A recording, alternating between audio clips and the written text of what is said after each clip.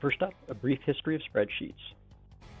For thousands of years, civilizations have had accounting records, but in 1494, Luca Pacioli wrote a 27-page treatise on bookkeeping entitled Details for Calculation and Recording. Centuries passed, manual paper forms, manual workbooks, and manual processes all improved. Then in 1969, the first electronic spreadsheet named Landpar was created on a mainframe. Another decade rolled by, and in 1979, Dan Bricklin released VisiCalc. It was the first personal computer spreadsheet, and it really drove sales of Apple IIs for small businesses that were desperate for productivity gains over the paper-based accounting systems at the time. 3 years later, in 1982, Microsoft rolled out Multiplan for DOS, but that spreadsheet was lackluster and vanished within a few years. 1 year later, in 1983, Lotus rolled out Lotus 123, which dominated the DOS systems in the 1980s. I really enjoyed using Lotus 123 on the Windows platform at the end of the decade. Upon entering college, it was a fantastic tool.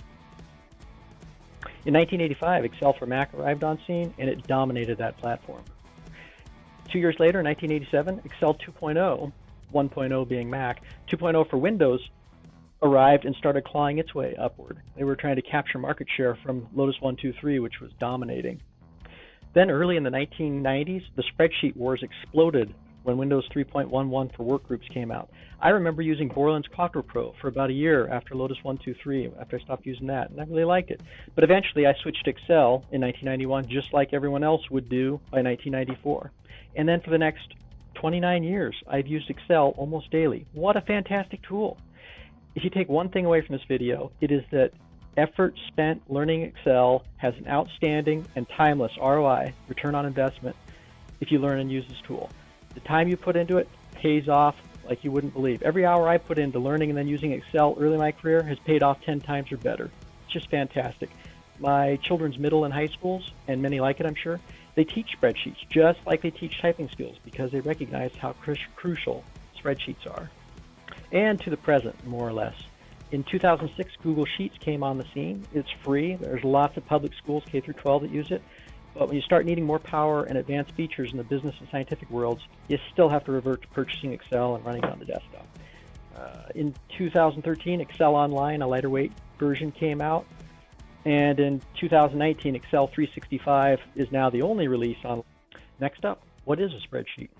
So what is a spreadsheet? Well, they were first developed to replace and automate the paper-based accounting worksheets. So spreadsheets are part table, like a paper worksheet, but spreadsheets are also part computer application or computer program because they're used for storing the data as well as running calculations on them in a tabular format. But spreadsheets are so much more. They're graphs, they're matrices, they're pretty forms. And spreadsheets apply across all industries. I said it earlier, and it's worth repeating to drive the point home. Any time that you put into learning Excel tips and techniques will pay off extremely well over and over and over throughout the rest of your career, regardless of what industry or role you take. Spreadsheets are a universal app, just like a word processor or email or web search is, and much like your mobile phone is. In my career, I've used Excel as a student, then as an entry-level construction project engineer for a little bit, and then as a software developer, as a software tester, as a software program manager, as a data analyst. I can't stress it enough. Spreadsheets are fantastic, and you can use them all over the place to resolve all kinds of problems and communicate all kinds of ideas. Spreadsheets are fantastic. And finally, how does a spreadsheet work? So how does a spreadsheet work? Well, a spreadsheet file consists of worksheets, sheet 1, sheet 2, sheet 3. Each worksheet consists of a grid, and the grid has rows, row 2, and columns, column B. A cell is the intersection of a row 2 and a column B, so B2, B2, this is a cell. And in the cell is data.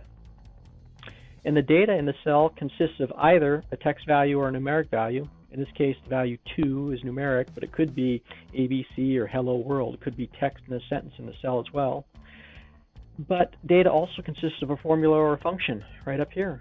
Cell B2 has a formula / function.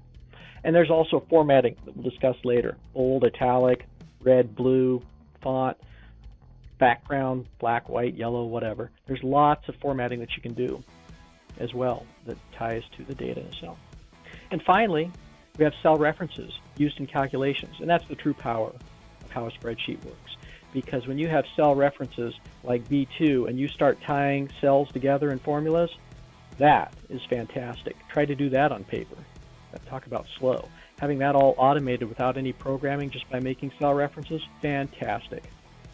It gets you to arrive at solutions really quickly for complex problems. That is how a spreadsheet works in a nutshell.